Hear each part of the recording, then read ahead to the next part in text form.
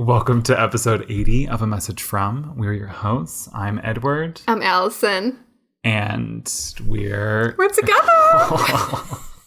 Not the touch. No, it's weird. That was weird. I hated that. Sorry. How does it feel to be together again? It feels overwhelming. It's good. Yeah. It's weird because we were so many years not together, but obviously talking every single day. Mm-hmm. And then this past year, we've been together so much. So much. You know, I saw a friend of mine laser recently again. Mm-hmm. And it was like the same thing. I was like, I haven't seen him in so many years. And then all of a sudden it's like I've seen him also 4 or 3 times this year. Yeah. We've really made up for not seeing each other in person for years. Yes. The only reason I'm here, though, is because this is not a long trip. A few hours. But it's not my maiden voyage either. It is... What's the going home voyage? You're homegoing. My homecoming. Homegoing? You're homegoing because you're going home. Or coming home. Homecoming. For you, it's... What is it for me? Tell me what it is for me. I feel like if someone was in Spain right now, they would be like, oh yeah, it says homecoming. But I feel like for me, it's your homegoing because you're going away to home. Yes. You're not coming. Semantics. I love semantics. I think it's still homecoming. Yeah. Whatever. Regardless, anyway, I'm flying out back you're home. Leaving. I'm going back home. I gotta get the hell out of here. Yeah. So that's why I'm here. Because you were nice enough to drive me. You are going to be nice enough to drive me. Mm-hmm. To the airport. Yeah. So there's that. There's that. There's also a little confession. Another confession? A little confession. Another little. Confession? Neither of us watched Alone this week. Oh, yeah, that's not happening. I was busy. So I was going to say, the reason we didn't watch it, because I was going to say we didn't watch, was because it's my last week here, and I've been very busy packing, seeing people, doing things, not watching Alone, cleaning. Not watching Alone. None of us watching Alone. Nope. I did watch a football game. We can talk about that. I love that for you. Let's talk about it. Yeah. Football started. It did. I've seen 2 of the preseason games. 2 of the preseason games. You're doing NFL. I'm college football on the brain because college football started this week too, obviously, and today is Michigan's first game. I did watch a smidge of the backyard brawl between Pitt and WVU. Oh my gosh, I did I was at my parents' house at that point, so they turned it off and I did not turn it on. I watched the other 2 preseason games because it was at my grandfather's. Yeah, I did switch away from the backyard brawl. It wasn't that great after a minute, so I switched to a different game. When I was watching it, it didn't seem great, and then I woke up and saw that they won in the last minute. Pitt. So I don't really care what that means because I didn't go to either of the schools. No. I did attend a course at Pitt, though. Oh, fun. Yes. I didn't know that. Yes, it was a 500 level course about French and... About French or it was a French course? Both. Wait. How is it about French? Talk to me. It was about... I really wish I could remember what the name of the course was. In my records, it was always just Pitt course. But it was about it was about dialects. Okay.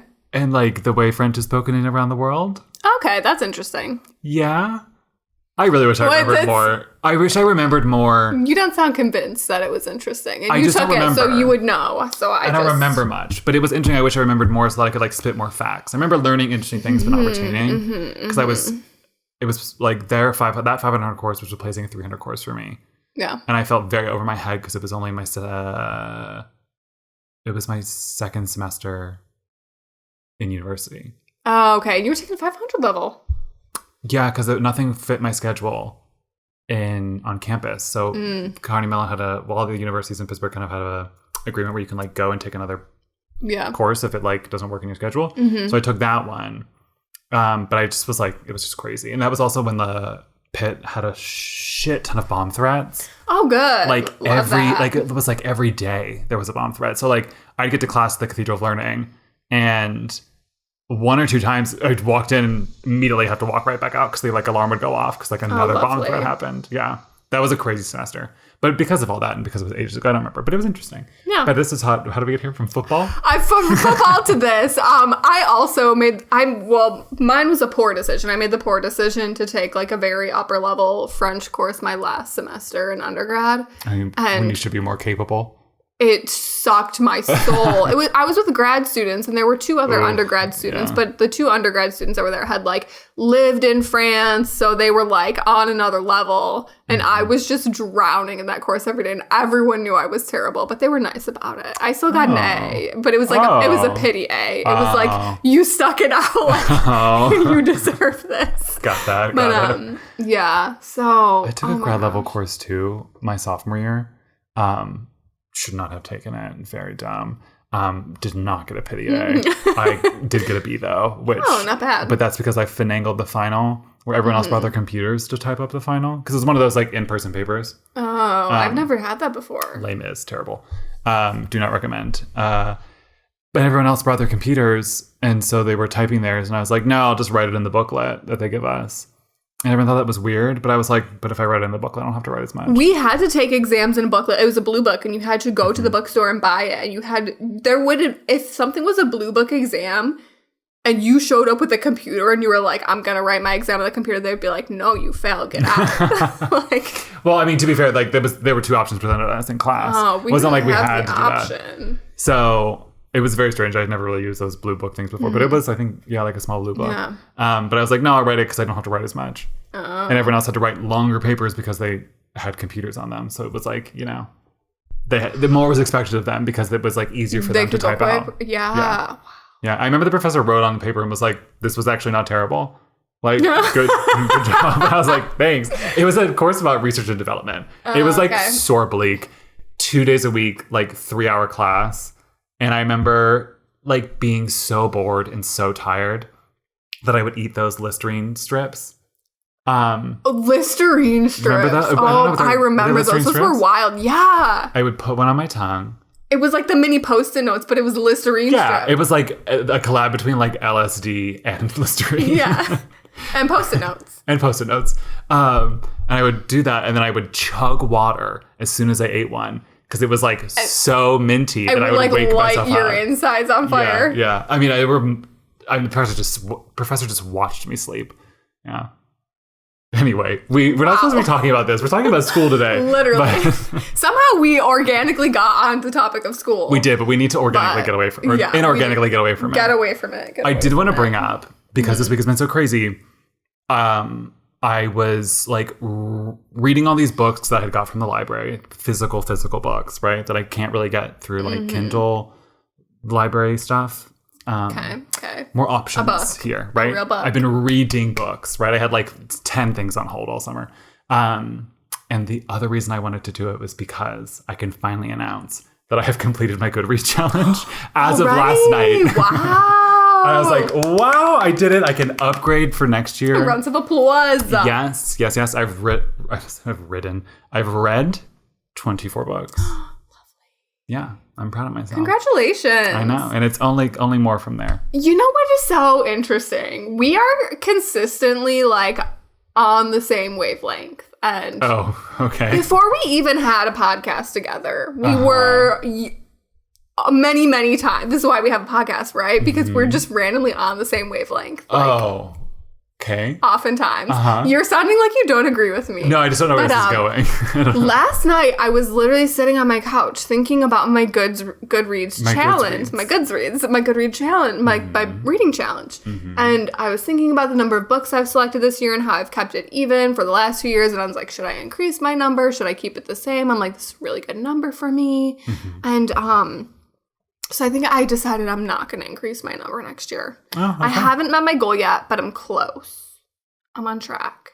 Okay. I have 9 books left to reach my goal. What's your goal again? 35. I've read 26. Okay. So I need to get to 35. So that's 2 books per month plus 1 extra book sprinkled throughout, Yes. So on track, definitely going to meet the goal. It's 11 extra books sprinkled out. Wait, I think I only have 9 books left. We have 4 months left in general, in the year. 35 is like 2 per month with 11 sprinkled randomly. Oh, if you look at throughout the year, it's 3 per month, 2 in February. That's how I think about it. Oh, because it's a shorter month. Yeah. Okay. Yeah. Yep. Yeah. That's how I look at it. But yeah, I'm getting close, and I'm excited about it. It's very exhilarating to complete the challenge. It is. I will increase mine next year, dead set, to 36. To 36? Yes. You're going to one-up me. I'm going to increase it by 12. You're going to one-up me? Well, I mean, I didn't mean to one-up you until you also... You little one-upper? I would increase it by 12, aka an extra book per month. That's a big jump.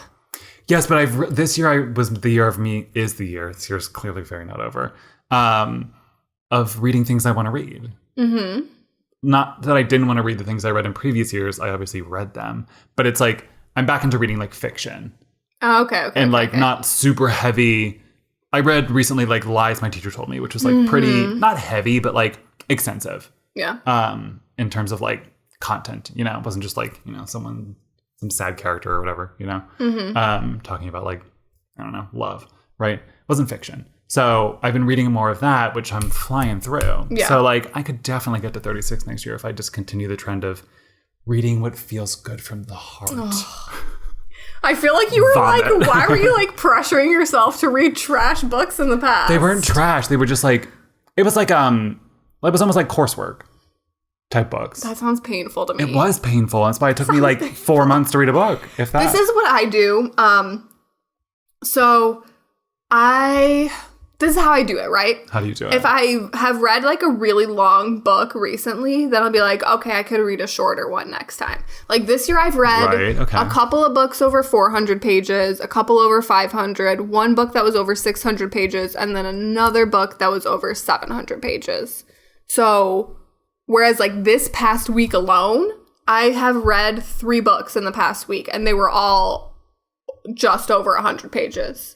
So I'm like, it evens out, and I'll try to do like if I read a book in another language, namely French, because that's the only other language I'm like reading whole books in. I'll switch it up and be like, okay, I just read a book in French, so I'm gonna read like the next 3 or 4 books I read are gonna be in English, right? Or like I'll sprinkle in memoirs. So like I read mostly fiction. I also get a magazine every week that I read, The Economist. So that's like my dose of nonfiction, like. I read mostly fiction, but I also read a lot of memoirs, so I'll sprinkle that in too. I'll be like, okay, well, I've just read a memoir, so I'm not going to read another one of those for like 3 or 4 books. Gotcha. So I get like a good balance. That is a nice balance. I think I would like to add more like reading in French, reading in Spanish, reading in Italian again. Mm-hmm. But it's not as... I'm afraid I'll like lose my flow. But now that I've reached my goal, it's probably not a bad idea now to try. That's true. Right? Because if it takes you a little bit longer to get through one, you won't right, feel and I like I need to like buy them physically because I want to like, if I need to like look up a word, I like underline and then I go back and look at the shit and blah, blah, blah, blah. Yeah. Much easier to do it that way with foreign language books. So. Yeah, I wonder if I should structure my next year into like more specific or if I should just roll with what I've got. That's very much your vibe to structure it. Like, I guess the way I've just described it sounds like it's very structured, but I'm doing this by the seat of my pants, flying by the seat of my pants. Like, there's no like tracking. I obviously record my books that I've read in Goodreads, but like, of course, I say, but it's just random. Yeah, it's like whatever floats your boat. Yeah, whatever floats my boat. Yeah. Okay. Well, I did want to say we have a little bit more time before we wrap it for the break and then get into school again. Mm-hmm. But is there... Oh, I just wanted to show you that the people I like, my friends on Goodreads, the biggest amount of books, largest amount, 294 for the reading challenge. For this year. She's read 275. That blows my mind. Yeah, she works at a library, so. Oh, okay. Well, then all day you just read. I think about it too, how like I could read so many more books if I didn't read this magazine every week. Because it's like 70 to 80 pages per week. It comes every week. Yeah, I mean, so it's we're currently recording on a stack of at least 4 of them. Yeah. So I'm like, if you cut that out, I could read so many more books. This is true. Any books recently that you've read that you want to just like mention casually? Yeah, so I I don't know. I'm taking like a dark turn. I don't know. Okay. Okay. So the one book that I just read, The Vanishing Triangle, this is about like a bunch of girls in Ireland girls and women in Ireland that have been like murdered and disappeared over the last like nonfic 30, 40 years. Yeah, nonfiction. And how like so many of the disappearances, like obviously they've been murdered, but like how so many of the disappearances were like handled so poorly. And, like, they've never been found, but it's like, they're dead. Which is, like, but it's very interesting. And then the last book I read, another, like, yikes, dark one. It was about, like, satanic panic in this region in Italy. And, like, there was, like, this big whole, like, pedophile case and everything. And, it, like, but it turns out, like, it was basically just, like, all made up. Like, it's a whole big thing. It's a whole big thing. Like, this is a thing you could look into.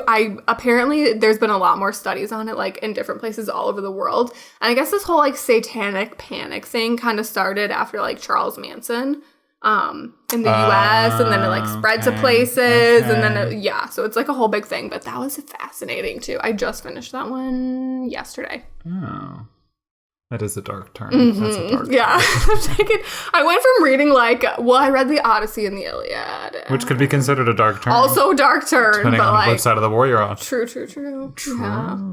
Wow, that is the summer. Yeah. Very dark. Okay, anyway, I read... Yeah, back to you. Tell us what you've read. I read How to Survive a Summer, which I guess is very apropos for the season. I didn't even think about that till right now.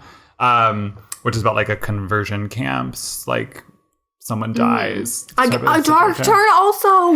Yeah, it's dark. Not as dark as what you described, but it's got dark turns in it. Dark. Yeah, for sure. Yeah. For sure. And then I also read, I said Lies My Teacher Told Me, which was like very good. Very, very good.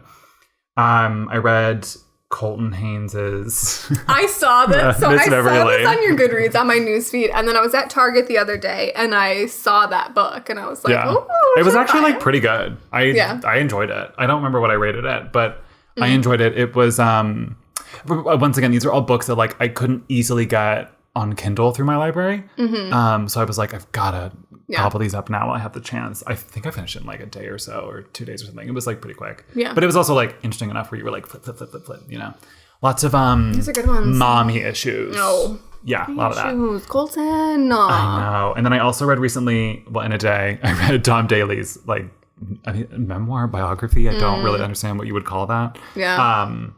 Coming up for air. Was it good? Here's the thing.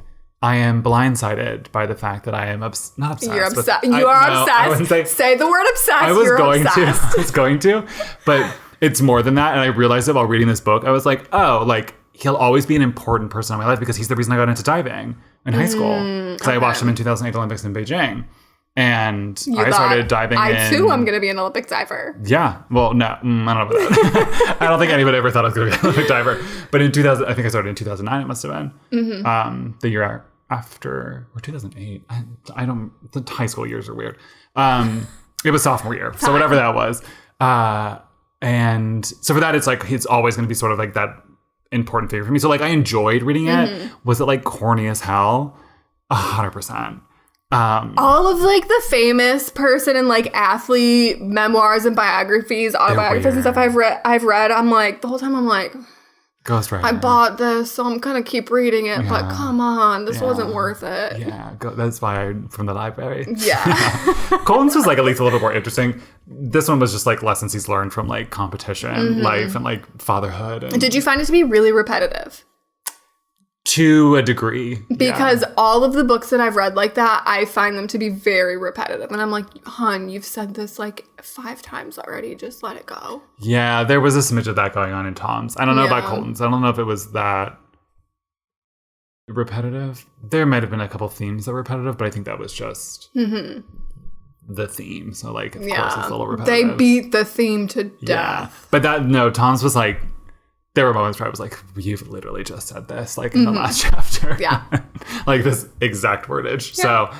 So there's that. But I almost cried at the end. So there's that. Oh, wow. What does that mean? What does that mean? Not much. What? Not much.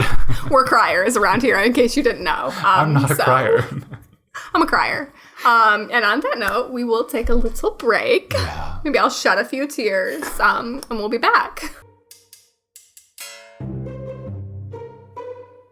Hello, everyone. Allison here. Just wanted to say that we want to hear from you. So send us a message at 202-630-4509 or email us at amessagefrompod@gmail.com. Also, don't forget to rate and review and check out amfpod.com for bonus content. Now back to the show. Welcome back from the break. I chugged water. You had a sip of water. I had a sip of water. We're very warm. It's the air hot conditioning here. is off.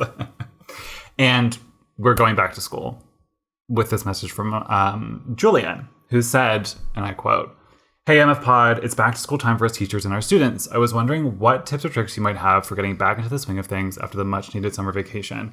Any memories from your first days of school?"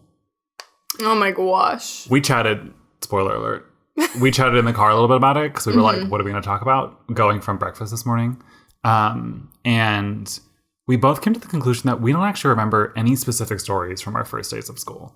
Like being in the school on the first day, I don't have memory. It's everything surrounding it. There's definitely like little snapshots of things, but it's not like a story. It's like, oh, I remember the feeling of, I don't know, seeing my friends again, but also being like, wow, this is what this room looks like. And like, oh, I wonder what my teacher's going to be like this year. I think the reason for that is, at least for me. Tell me, doctor. Well, we had that experience already. So like, in elementary school, for example, at my elementary school, as it was like a few weeks before or a month before or something, like you would find out what classroom.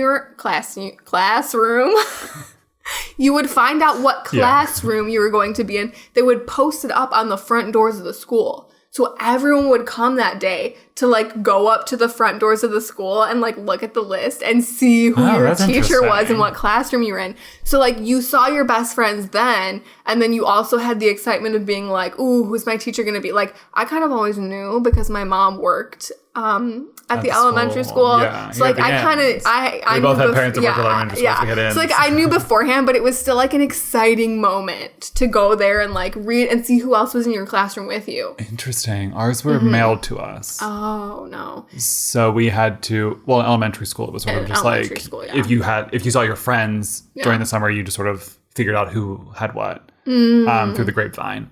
Okay, that makes but sense. Posting it on the school, that's interesting. It feels very like 80s. Yeah, I guess it does, but it's Which very was not when you were in exciting. elementary school. No, I was in elementary school. And, it was the 70s when she was in elementary school. It's actually the 60s. I just look really good. The 1660s. She went to the very first public school. Yes. And then in middle school and high school, you would go pick up your schedule again. It would be like the what week is with? before. Did your school just not want to mail things? I guess not. What's going on? But I guess it'd be like the week before school started, or maybe 2 weeks or something. You would go. You would get your schedule. You would get your locker number. Like you could go. So we went to school in middle school. I was so exciting. It was such a big moment. Like you would get all your stuff for your locker, and you would go decorate your locker and like put your shelves in. And I always had like a cool little pencil case with magnets on it. So you'd put it on the inside, and your pencils would be in there, and like you'd put a mirror in there, and like pictures of your friends. It was like a big moment, you know, to go decorate your locker and like get your class schedule and stuff. Now you're like, the way you're talking about all this, I'm like, did I just receive it in the mail? Like, was there more? But no, like I remember specifically getting your locker combo and like practicing at home with like the lock. Because you would have a lot of us, most of us had locks. Oh, for the gym. Our lockers had the lock built in. Same. But I'm saying for the gym, you would like have your lock for your locker. And so like I remember like practicing my lock for school just so I could like memorize the numbers. So I don't think I went to school to like we definitely went to school to get our stuff and like get our lockers. And I think but I think when we were so in middle school your locker changed every year, and I don't know if it used to be the same. Did your locker not change every year in high school? Well, what I'm saying is I don't know if it used to change every year in high school too, and they just switched it when we came in maybe. Because I'm pretty sure I had the same locker all 4 years of high school. And so, like, the senior hallway would be, like, a different hallway each year. And it was, like, a thing. Oh, no, we all traveled to different hallways. So that's what we did in middle school. But in high school... That seems normal. We had the same the same locker all 4 years. I don't know if it was because there was a lot of construction going on when I was in high school. They were remodeling the school, and I don't know if that had something to do with it. Could have. But could have. Yeah. Could have. Where was I going with this? Lockers. Well, that was that's getting the schedule for the first day of school. That's where I was going with this. Something I do remember about first days of school, and especially in high school, and I don't know if you'll be able to relate with this too much, and it is because you're older, and not because you're that much older, but Facebook. Oh yeah, Facebook was just emerging my last year of high school, and you had to that was when you still had to have a university email address to get a Facebook account. Right. So I had Facebook in 2007, which was the last year of middle school. That was my second to last year of high school. Right. I don't know how I got it. I got invited. It was and I just made an account and never used it until all of a sudden everyone was using them the next year. Well, that was do you remember, off topic, but do you remember when you had to get invited to Pinterest? Or no? Oh my God, yeah. You had to, someone who already had a Pinterest account had to send you an invite. Well, that's how I got Spotify too. I got invited to Spotify. Oh, wow. Yeah. Oh, wow, I forgot about that. Yeah. Wow. Anyway, so when we would get our schedules mailed to us, I'm pretty sure, now we know the record is a little shaky, that the note section or the document section, whatever it was, on your profile, everyone would make one and put their schedule on it, and you would tag all of your friends. And then they would comment being I have this, I have that. And then you would see who else was tagged. And other things, you'd be oh, I'm in English with this person this year. It wasn't every year, but it was definitely the first 2 or 3 years of high school we did it. And I think towards the end that became very uncool. I remember. Okay, so yeah. I think I got a Facebook in 2007 too, but that was the end of my junior year, start of my senior year. And I think I did wait until I had university acceptance. So then actually it would have been halfway through my senior year at least. But anyway, I digress. The only thing my friends and I, my generation, used the notes for. Was it notes? In Facebook was those it would be a quiz. It'd be 50 questions and you would answer and then you would tag your friends so then they could post it and give their answers. Yes. That also was a thing. Yeah. Remember when you would also, this is not also first day of school at all. I'm also just trying to see if I can find one of these from my previously downloaded and deleted Facebook account. But do you remember the pictures that you would post on, pictures of 60 things, the Little Miss and Little Misters? Or Disney characters, and you'd tag all your friends. So which yes. Very that. Back when tagging did you have was stickers? Stickers and flair? Stickers and flair. Love. That was the best part of Facebook. The apps you could put on it? Yeah. Bumper stickers. Oh my gosh. Yeah. I was obsessed with the bumper stickers. They were so good. I had a thing where I was I'm going to get to 100 apps on my Facebook profile. And my friends would comment, make remarks to me in school and be I tried to get on your Facebook profile last night, but I couldn't because it took too long to load. Because I had over 100 apps. I used to keep in my bio time-stamped when I today I got to this number. This is so you. Because I was adding things not willy-nilly. I was adding things I actually wanted. But I got to. Yeah, but 100, there were not 100 apps that I wanted. I was a little bit too invested in the bumper stickers, probably. But I'm not finding it, which is making me notes. Oh my God, I found one. Oh, it was senior year. Oh my gosh, senior year schedule. Finalized junior schedule with 2 E's at the end of both times I wrote a schedule. Incredible. This is wild. Should I just read one out? That's too funny. Read the one from 2009. No, read the one from 2010. It's shorter. Okay. Do you want me to? Yeah. So senior year, my schedule was first period, Honors English 12.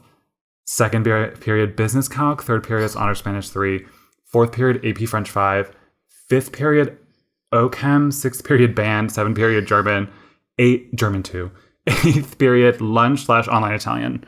So I didn't actually go to lunch. And ninth period was AP Government. I was a busy bee. You were a busy bee. And I didn't take lunch. That's iconic.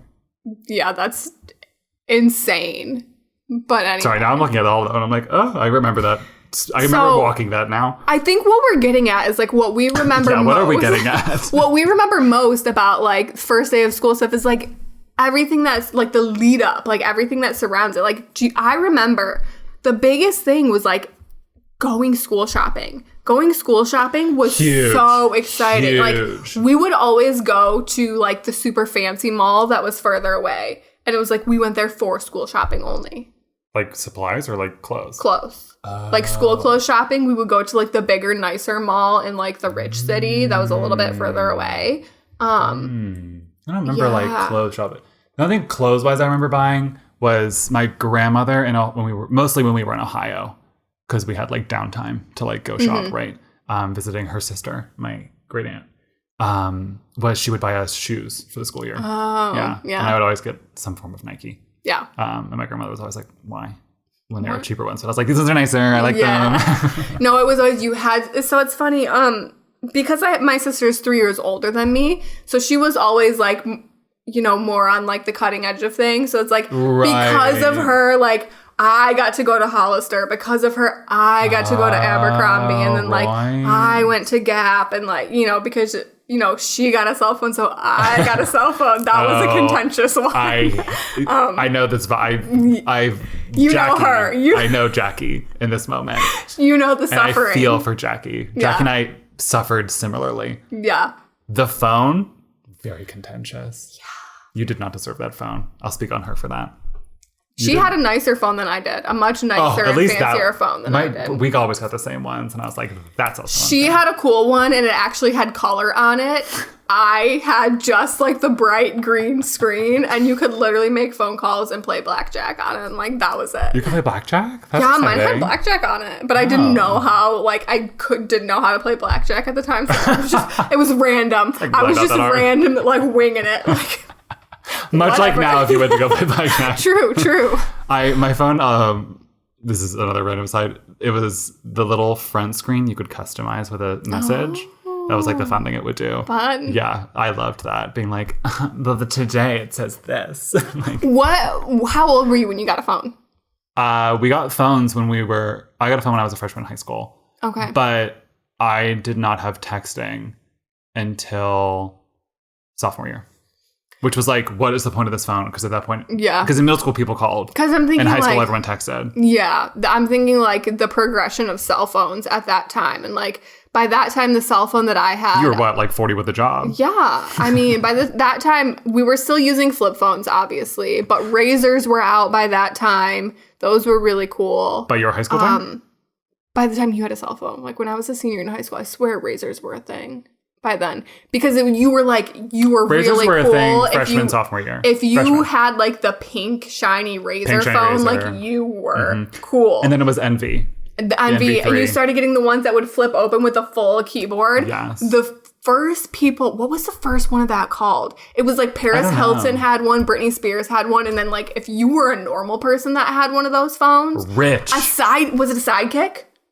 Sidekick sounds right. You were like the coolest person. I remember like Akon came out with, not Akon, but he had a brand deal with like the chocolate slide or like the chocolate slide. The slides were cool. Yeah. The slides were really cool. I did have a slide once. I did have the one that opened up to the full keyboard, and it never failed. After like a year, the hinges would crack.